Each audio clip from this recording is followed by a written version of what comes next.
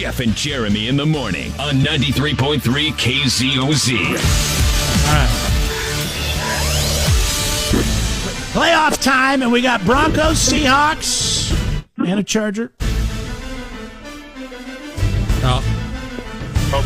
Oh boy, yeah. Chargers are out. Are you becoming a Rams fan this week, or are you going to root for the Seahawks in this matchup, the battle of the NFC West? Patrick, where are you going to sit on this one? Well, we're going to find out in a few minutes. I've been repping both teams pretty heavy for months. Yes. So it's going to be fun. Oh, you're holding the cards close to your chest? Okay. How you doing, Leslie? Your Broncos made it. I mean, it was quite the controversial call. I'm pretty sure that catch was a catch. But the referee said if Denver hadn't taken the ball away, and I can't remember the name of the player, I'm sure you do, that would have been an incomplete pass because he didn't have control of the ball, even though the next day the same type of play happened and they called it a catch. So, yeah, but the difference is you watch those both closely. On the other one, it was controlled as he went to the ground. When his knee hits the ground, he had it in his chest. It was a controlled catch. And in Denver, when McMillan took it, he didn't have control of it. I mean, I can see where people are angry, but I mean, fact of the matter is, he didn't have full control of the ball. All right, that sounds good. That's what the officials said as well. I'm looking at it; they look both the same to me. But we're not the judge. Yeah. The American people are. But you're here. We're not refs. But You're here. We're here, and it's now time to talk about AFC and NFC West. The AFC and NFC championships, and that's what we're going to be doing today. We're going to break down both of these matchups as we head into Week 21 of the NFL season. Jeff, where does everybody sit today on this panel? This is crazy. So Jeremy has taken a 1-game lead over Leslie. Whoa, what up? Whoop, whoop. enjoy it. Well, New England. yeah, I mean, your Broncos are going to have to win. No. I'm sorry. No, that is not true. Yes, that it not is. true. Yes, it is. You guys are tied. That's not true. That's true. Hold on. No. That can't be true. She went the other way. Here's the pick. Oh, on San Francisco, yes. Okay, why are you in charge? You're terrible. You're right. Yeah, how many games is he up? Did you officially win, or is there still a chance? I don't know. I'm figuring that out as we go along this morning. Yes, you really prepared. Jeremy's, I went 2, so I'm 43, and I lost 2, 21. Jeremy, I think everybody went 2 and 2 if last Jeremy week. goes completely opposite. I went 3-1.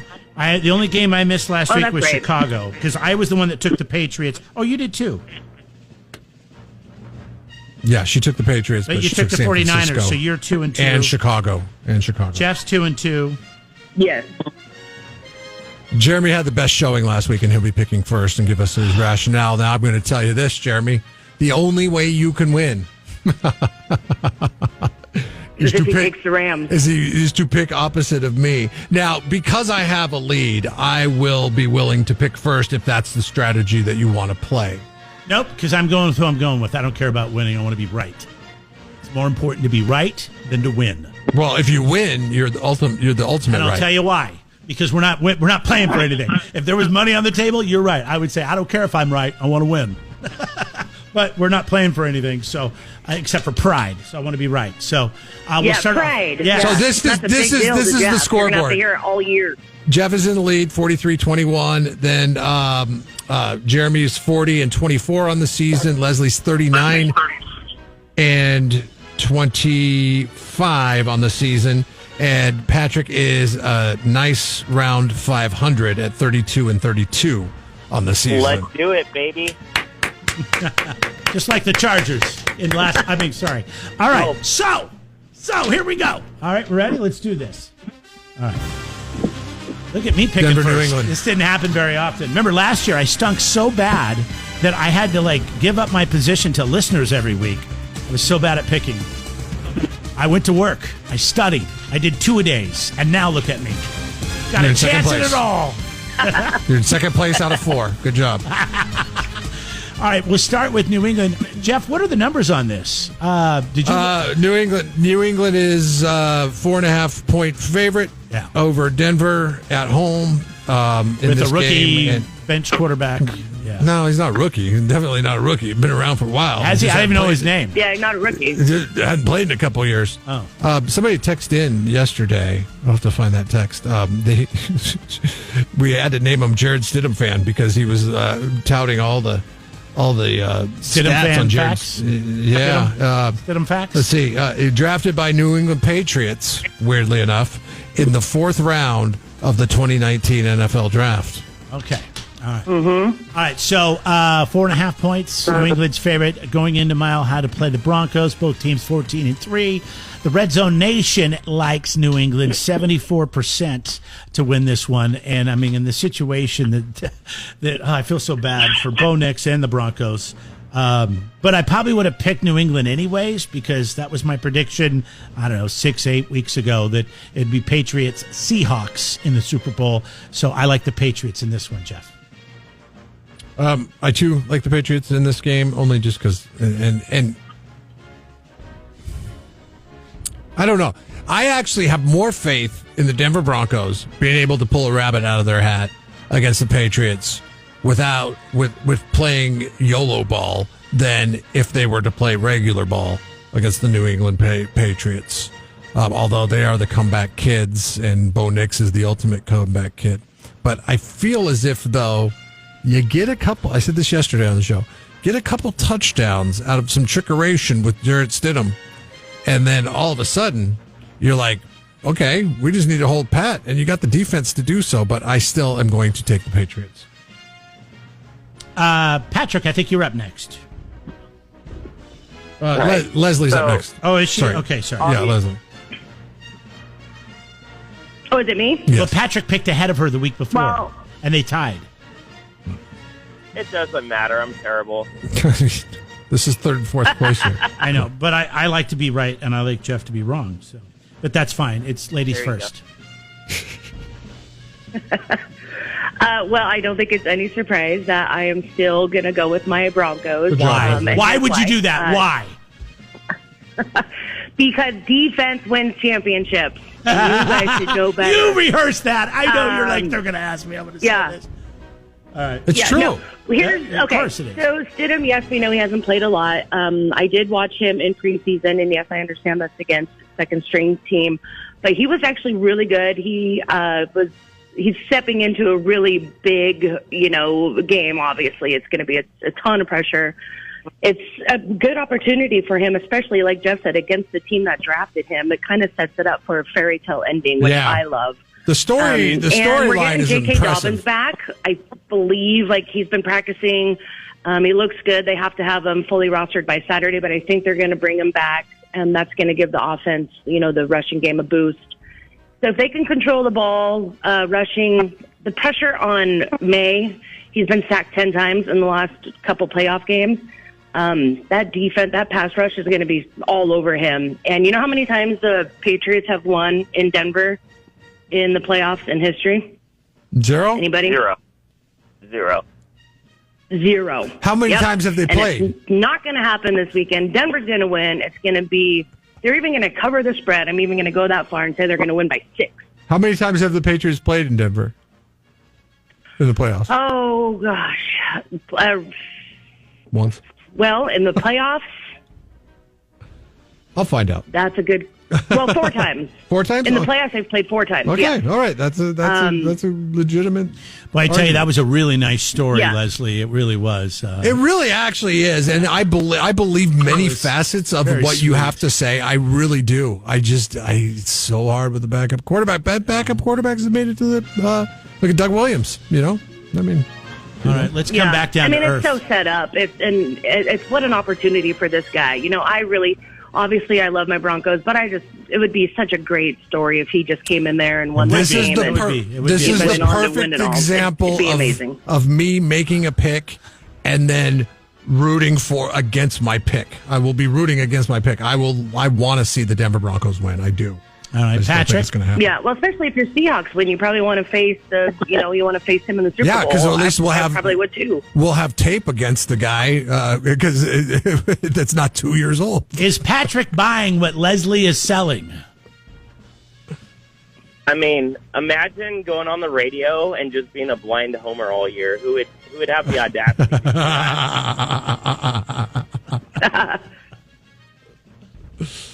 So, now somebody tell Leslie that she can't handle the truth here. Now, I feel terrible for Bo Nix personally. I do. I feel terrible for him. Great young man, had an outstanding season. Stedham is probably better than people give him credit for. Sean Payton's going to have him prepared and ready, and there's a reason why he was the number 2 quarterback for a coach of the caliber that Sean Payton is.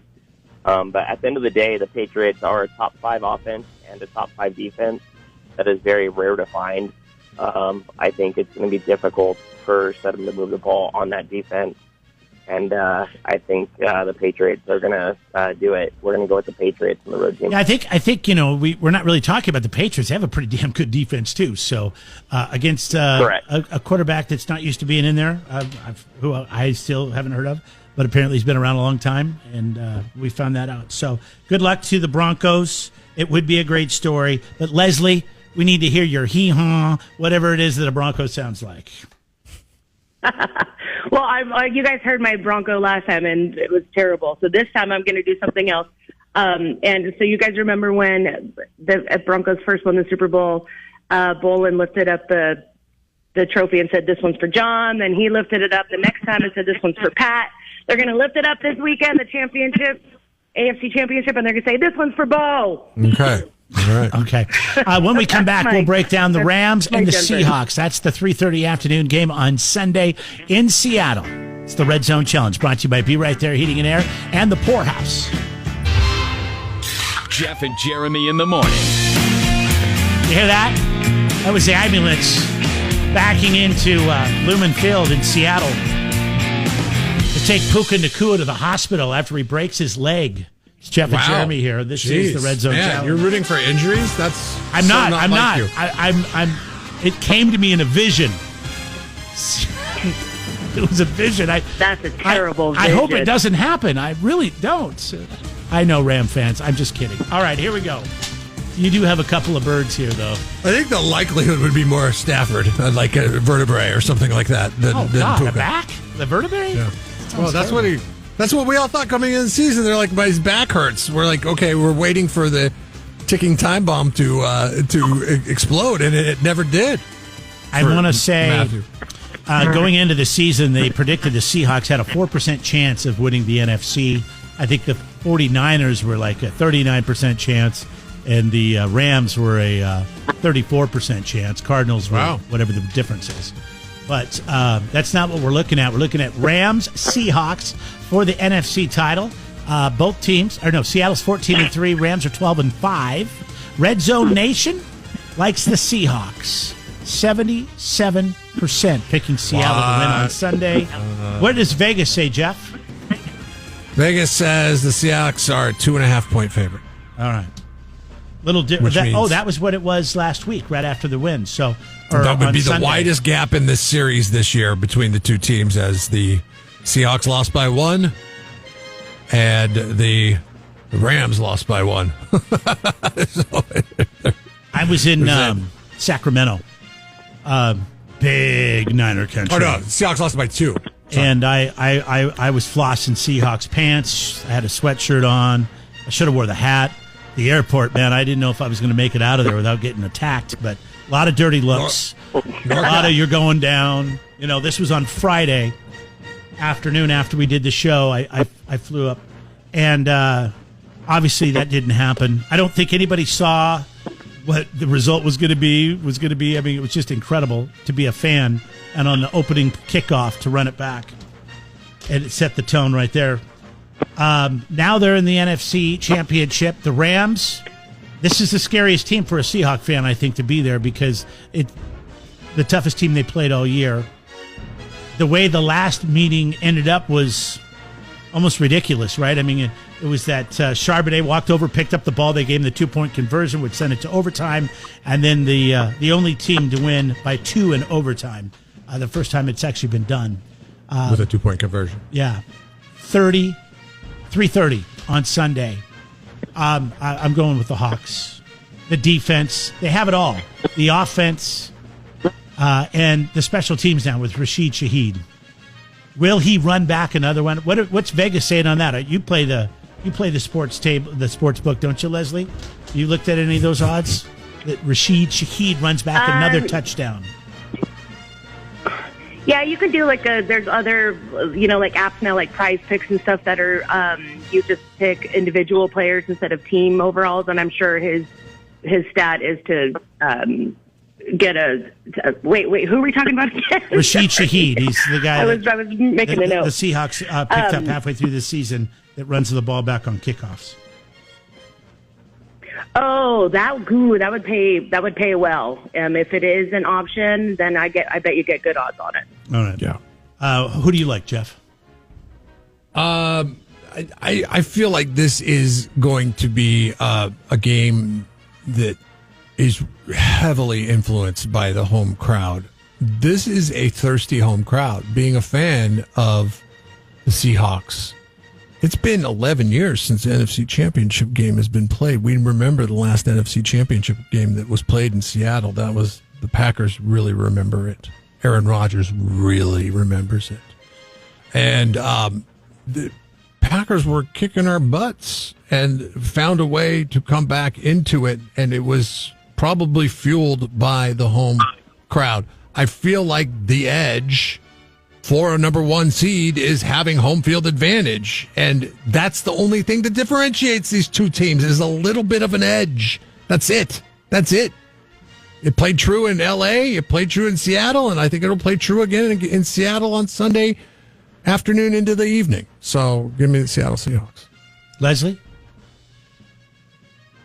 Yeah, I mean, obviously they're the 12th man for a reason because they do make a huge difference when that team's on the field.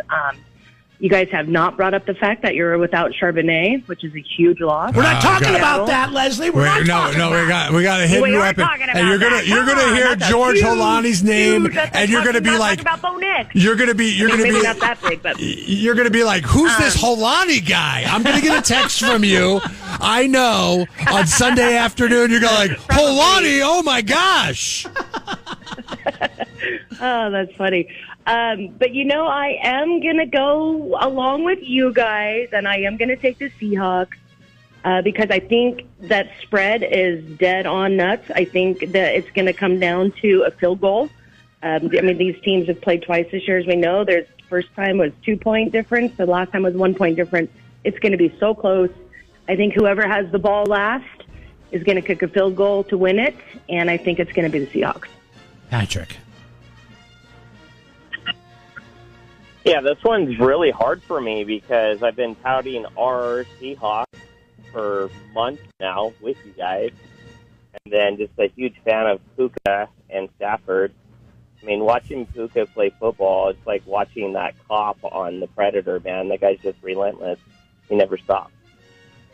So, That's funny. my problem with this game is going to be watching the officiating. 80% of the money is on Seattle in a game of this magnitude with that much money on the game, that much money being on Seattle. I think it's going to be really interesting in which way it is officiated and guided. And as close as they've been all year in a 1-point game and a 2-point game outcome, I think that the Rams are going to get the favoritism when it comes down to the officiating and that NFL script and Vegas and everything else.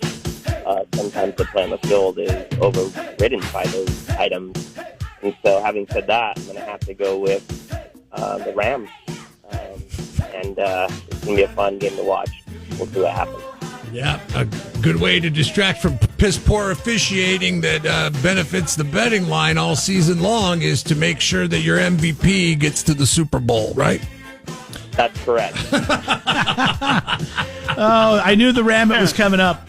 I'd rather hear it now than on Monday. So, all right. Good luck to you, Patrick. You might be hearing it on Monday.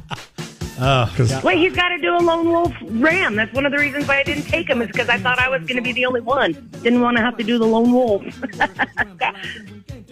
You didn't make your pick off avoiding Lone Wolf Rammet on the radio. That's false. No, I was really, really, I really wanted to pick the Rams, and I kind of want to change my pick now that I know you're picking them. Well, yeah, because you know Vegas decides everything. I mean, come on. All right, Patrick. Just ram it. Just ram it. All right. Well, Rams fans are You can not at least learn the encouraged. rap. Well, you're not a Rams fan. So. Yeah. That's probably hard for you to do, being a Chargers fan. But follow the money. Follow the money. When all else fails, follow the money. All right, guys. Follow the money. Well, there we go. We got it set. Patrick took the Rams. We all took the Seahawks. Leslie took the Broncos. We all took New England. So we'll see how it breaks down. We got noon and 3:30. Denver kicks off at noon. Seattle at 3:30. Good luck to you guys this weekend. Good luck to your guys, the Seahawks, and go Broncos. All right, kill this song. Broncos. Can we get rid of that song, please?